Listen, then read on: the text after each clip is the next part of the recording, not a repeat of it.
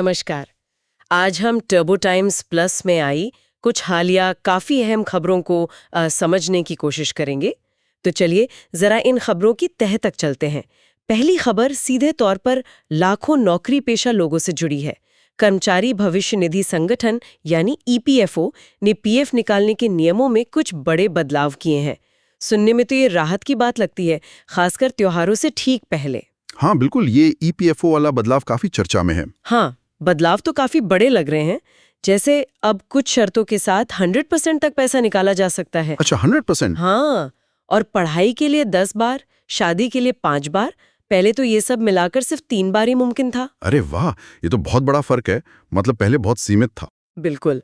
तो ऊपरी तौर पर तो ये काफी लचीलापन देता दिख रहा है।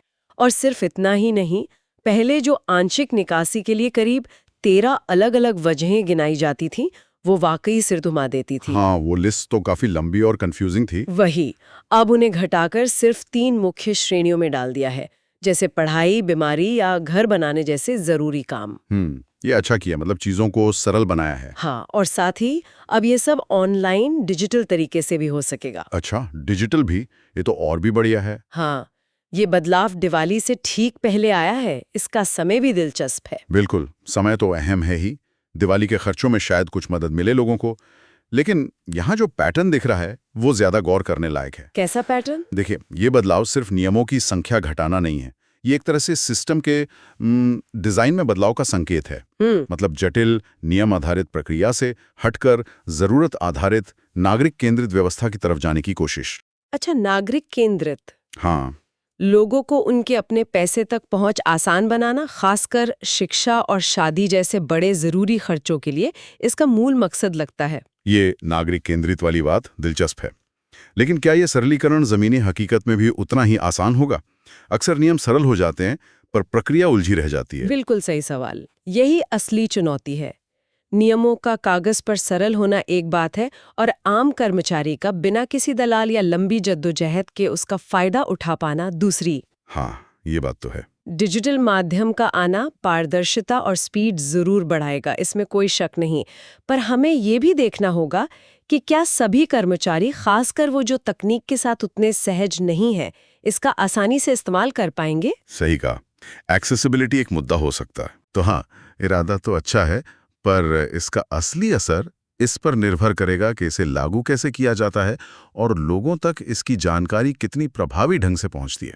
ये सिर्फ एक प्रशासनिक बदलाव नहीं, बल्कि लोगों की वित्तीय सुरक्षा और स्वतंत्रता से जुड़ा मामला है। सही कहा, क्रियान्वयन ही कुंजी है।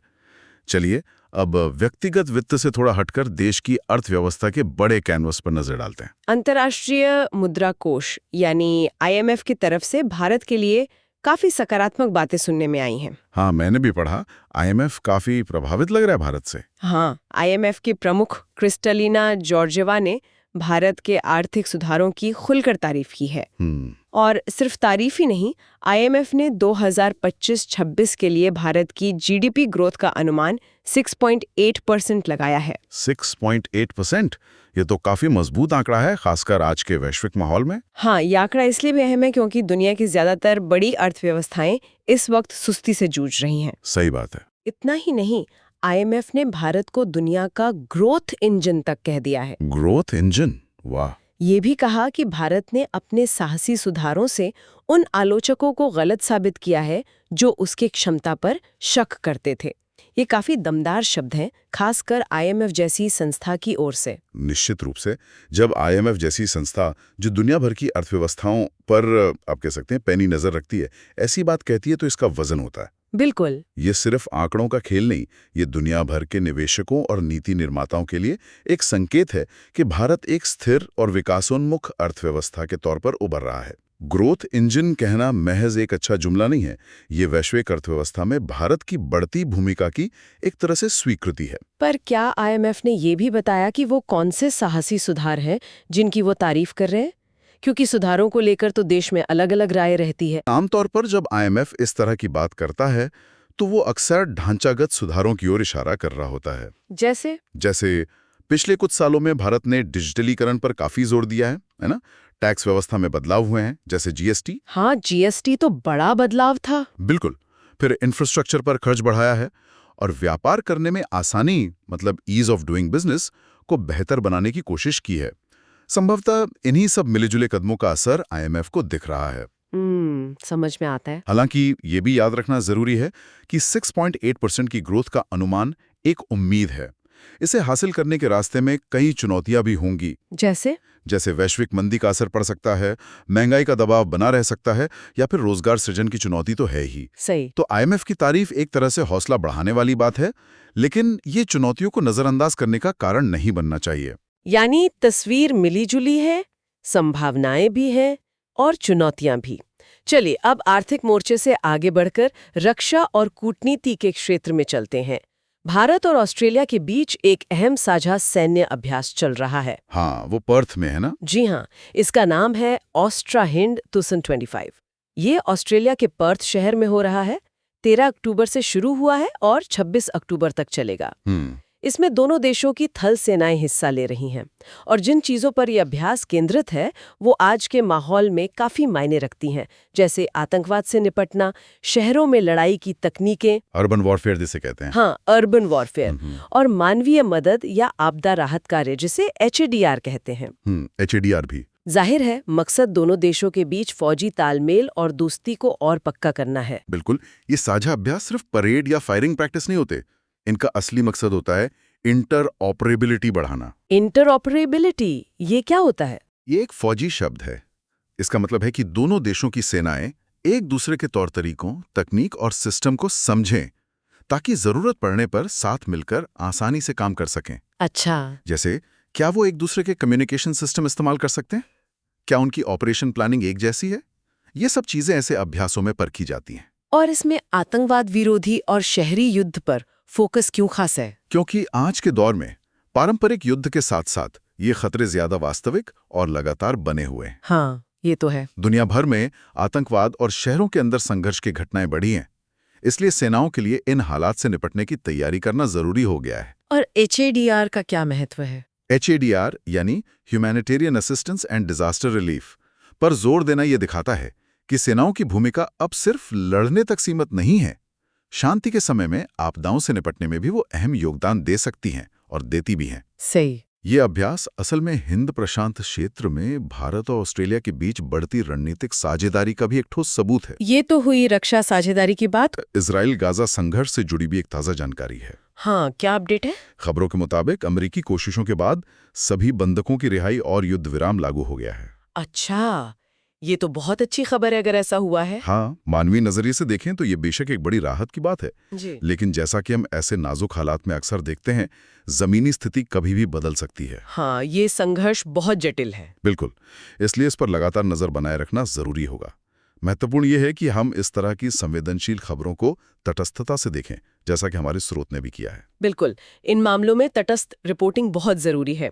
मंगलवार सुबह एक अंतर्राष्ट्रीय उड़ान को भारत में इमरजेंसी लैंडिंग करनी पड़ी। अच्छा, कौन सी फ्लाइट थी?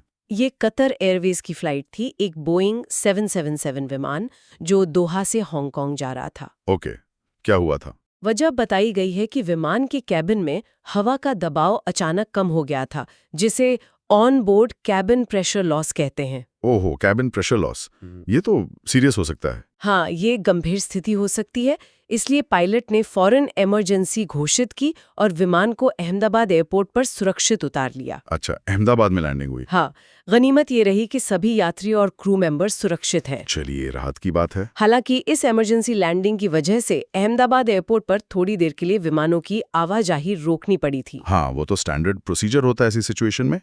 कैबिन प्रेशर का कम होना हवाई सुरक्षा के लिहाज से वाकई एक गंभीर मामला है। क्यों?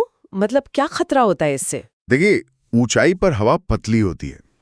केबिन के अंदर कृत्रिम रूप से दबाव बनाकर सांस लेने लायक माहौल बनाया जाता है। अगर ये दबाव कम हो जाए तो यात्रियों और क्रू को सांस लेने में दिक्कत हो सकती है, बेहोशी आ सकती है या दूसरी गंभीर स्वास्थ्य समस्याएं हो सकती हैं।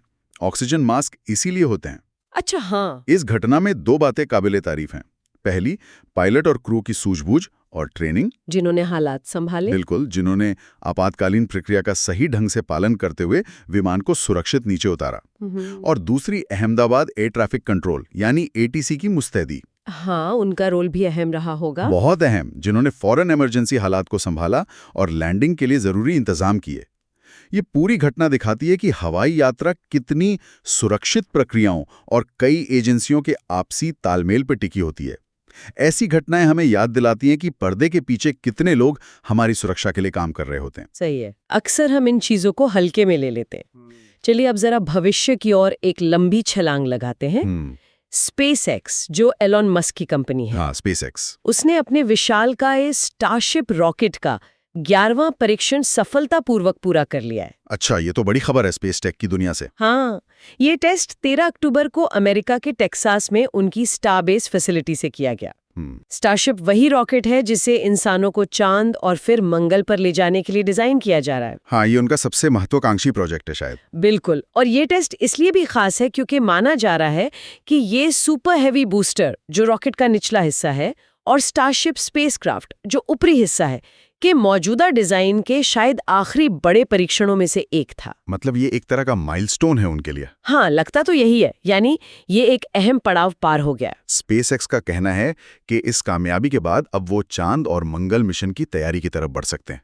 वाह, ये वाकई अंतरिक्ष में इंसान की उड़ान के एक नए अध्याय की शुरुआत जैसा लगता है। ये देखना सचमुच बहुत दिलचस्प है कि स्पेसएक्स जैसी निजी कंपनियां अंतरिक्ष खोज के मैदान में कितनी तेजी से आगे बढ़ रही हैं। हाँ, पहले तो ये सब सरकारी एजेंसियां ही करती थीं ज्यादातर। बिल्कुल, कुछ दशक पहले तक ये काम लगभग पूरी तरह से सरकारी स्पेस एजेंसियों जैसे नासा या इसरो के जिम्मे ही था। स्टारशिप का ये सफल परीक्षण सिर्फ एक और रॉकेट लॉन्च नहीं है, ये उस बड़े सपने का हिस्सा है जिसमें इंसान को सिर्फ पृथ्वी तक सीमित न रहकर एक बहुग्रहीय प्रजाति बनाने की सोच है। बहुग्रहीय प्रजाति मतलब कई ग्रहों पर रहने वाली? हाँ, मल्टी प्लैनेटरी स्पीशीज। चांद पर एक स्थायी बेस बनाना, इंसानों को मंगल ग्रह पर भेजना, ये बातें अब सिर्फ साइंस फिक्शन फिल्मों में नहीं रही, बल्कि इंजीनियरिंग की असली चुनौतियां और कामयाबियां बन गई हैं। सही कहा। ये टेस्ट उस महत्वाकांक्षी लक्ष्य की ओर एक बहुत बड़ा कदम है। ये दिखाता है कि तकनीक और इंसानी हौसले की कोई सीमा नहीं है। तो आज हमने काफी कुछ कवर किया। हाँ, काफी सारी अलग-अलग खबरें थी। आज हमारे साथ इन खबरों की गहराई में उतरने के लिए आपका शुक्रिया।